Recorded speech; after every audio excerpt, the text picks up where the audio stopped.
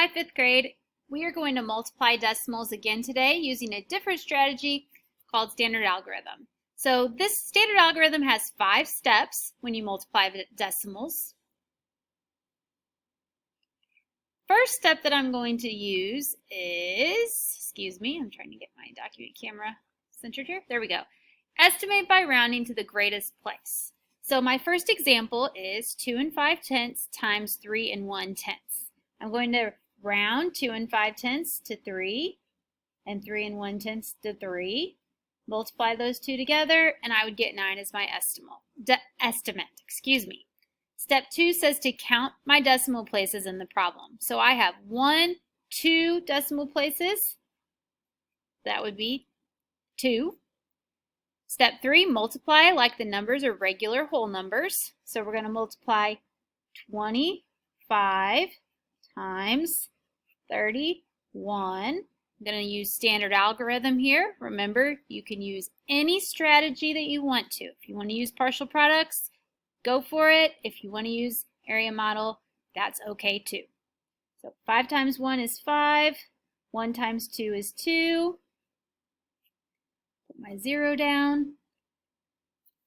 5 times 3 is 15. 3 times 2 is 6 plus 1 is 7. I'm going to add my numbers up to get an answer of 775. Okay, step 4 is to place my decimal in my product. So since I had 2 decimal places in my product, I also want to have 1, 2 decimal places in my answer. So my final product with the decimal place in it is 7 75 hundredths. Check. Does that match my estimate? Yep, I'm good. 7 is very close to 9. Actually, this would round to 8, which is even closer to 9. So, done with that one. Okay, our next example is 13 5/10 times 9/10. Remember, first thing I'm going to do is estimate by rounding to the greatest place. So 13 5/10 would round to 14. 9/10 would round to 1. 14 times 1 is 14. So there's my estimate. Next place, count my decimal places. I have 1, 2 decimal places in my problem. I know that because that's how many numbers I have past the decimal place, in case you're having a hard time figuring that out. Step 3, multiply like these are just regular old numbers. So 135 times 9 is going to be my problem. 9 times 5 is 45. Do some carrying over there. 9 times 3 is 27, plus 4 is 31. 9 times 1 is 9, plus 3 is 12. Okay, so after I multiplied without like regular whole numbers, I got this number. Remember, I have 2 decimal places, so I want to also have 1, 2 decimal places behind the decimal here. So I'm going to put my decimal number in between my 2 and my 1. So my answer, my product with the decimal would be 12 15 hundredths. Is that close to my estimate? Is 12 close to 14? That's our last check. That's the last step, is to check to see if our estimate makes sense. Yes, 12 is close to 14. Okay, last example here.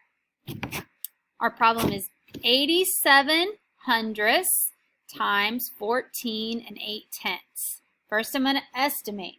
87 would round to 1. 14 8/10 would round to 15. 15 times 1 is 15. How many decimal places do I have? Well, I have 1, 2, 3 numbers past my decimal place. Okay, let's multiply these numbers like they're whole numbers. 148 times 87. I'm going to use a different strategy this time. I think I will use I'll use partial products. Nope, I'm going to use area model. Okay, so I'm going to do a box for area model.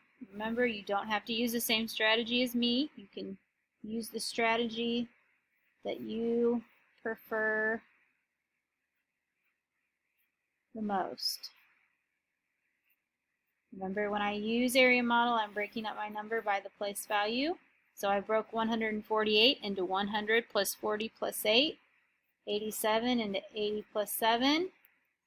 So now I'm going to multiply 80 times 100. I'm going to get 8,000. 80 times 40 would give me 3,200. 80 times 8 would give me 640. 100 times 7 is 700. 40 times 7 is 280. And 7 times 8 is 56. So now I'm going to just add all of those partial products up. 8,000, 3,200, 640, 700, 280, and 56. I'm going to do a little bit of squeezing here. 6, 8, 5 plus 4 is 9, plus 8 is 17. 7, 8, 9, 10, plus that's 18, 9, 12. My answer would be 12, 8, 7, 6. I have 1, 2, 3 places past the decimal, so I need 1, 2, 3 places past the decimal here. But I'm going to put my decimal right there. 12 and 876 thousandths. Is that estimate 12 close to 15? Well, this would round to 13, and 13 is pretty close to 15. So, yep, I think I'm good. Okay, remember, when you do this strategy, I'm going to put this right back here. Here's our 5 easy steps when we multiply decimals times standard algorithm. You can use this strategy to practice today, or if you liked the strategy we practiced yesterday better, you can use that strategy as well. Whatever one works best for you. Bye, guys.